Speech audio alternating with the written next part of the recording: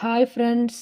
இன்றைக்கி நம்ம வீடியோவில் காரசாரமான சுவையான கோவக்காய் காரக்குழம்பு எப்படி பண்ணுறதுன்னு பார்க்கலாம். கோவக்காயில் நிறைய மருத்துவ குணங்கள் இருக்குது.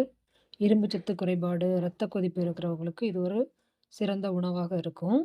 வீடியோக்குள்ளே போகிறதுக்கு முன்னாடி பாரத் ரெசிபி தமிழ் சேனலை சப்ஸ்கிரைப் பண்ணிக்கோங்க. பக்கத்தில் இருக்க பெல் பட்டனை கிளிக் பண்ணிக்கோங்க. வாங்க இப்போ எப்படி பண்ணுறதுன்னு பார்க்கலாம். இதுக்கு தேவையான பொருட்கள் 15 கோவக்காய் எடுத்து கட் பண்ணியிருக்கிறேன்.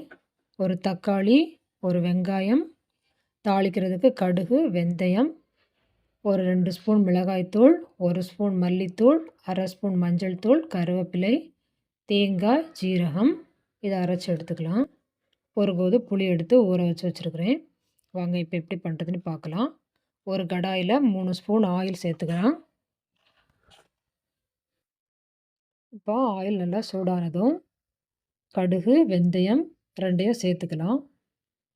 ரெண்டும் நல்லா வெடித்து வந்ததும் நம்ம அதோட கருவேப்பிலை சேர்த்துக்கலாம். பாருங்கள், நான் 2 கொத்து கருவேப்பிலை எடுத்துருக்கிறேன். அதையும் அதோட சேர்த்துக்கலாம். இப்போ அதோட ஒரு வெங்காயம் சேர்த்துக்கலாம். வெங்காயம் நல்லா செவக்க வறுத்து எடுத்துக்கலாம்.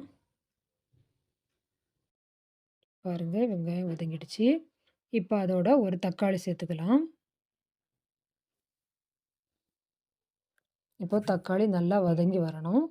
நம்ம அதுக்காக ஒரு 1/2 ஸ்பூன் உப்பு சேர்த்துக்கலாம். உப்பு சேர்த்திங்கன்னா சீக்கிரமாக நமக்கு வதங்கிடும். பாருங்கள், நல்லா வதங்கிடுச்சு. இப்போது நம்ம எடுத்து வச்சுருக்கிற மசாலா எல்லாம் அதோடு ஆட் பண்ணிக்கலாம். மசாலாவை நல்லா செவக்க வறுத்து எடுத்துக்கலாம். பாருங்கள், சிம்லேயே வச்சு நல்லா வறுத்துக்கோங்க. நல்லா செவக்க வறுத்து எடுத்தாச்சு. இப்போ நம்ம எடுத்து வச்சுருக்கிற கோவக்காயை அதோட சேர்த்துக்கலாம். கோவக்காய் நல்லா வதங்குற அளவுக்கு வதக்கணும். பாருங்கள், இப்போ நம்ம எடுத்து வச்சுருக்கிற புளியை அதோட சேர்த்துக்கலாம். புளியை சேர்த்து இதை ஒரு 10 மினிட்ஸ் நல்லா வேக வச்சு எடுத்துக்கலாம். பாருங்கள் ஃப்ரெண்ட்ஸ், இப்போ நல்லா கோவக்காய் வெந்து வந்துடுச்சு. இந்த மாதிரி நல்லா வெந்து வந்ததுக்கப்புறமாட்டு நம்ம எடுத்து வச்சுருக்கிற தேங்காயை அதோட சேர்த்துக்கலாம்.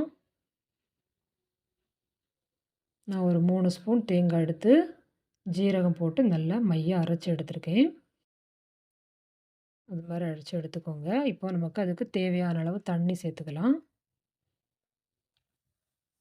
நம்ம வேகிறதுக்கு ஒரு 10 நிமிஷம் எடுத்துருக்கோம். அதே மாதிரி நம்ம தண்ணி ஊற்றிட்டு ஒரு 10 நிமிஷம் அதை நல்லா சுண்ட வச்சு எடுத்துக்கலாம். இப்போ அதுக்கு தேவையான உப்பு சேர்த்துக்கலாம். உப்பு சேர்த்துட்டு ஒரு 10 நிமிஷம் நம்ம நல்லா சுண்ட வச்சு எடுத்துக்கலாம். பாருங்கள் ஃப்ரெண்ட்ஸ், நமக்கு கோவக்காய் நல்லா கொதித்து வந்துடுச்சு.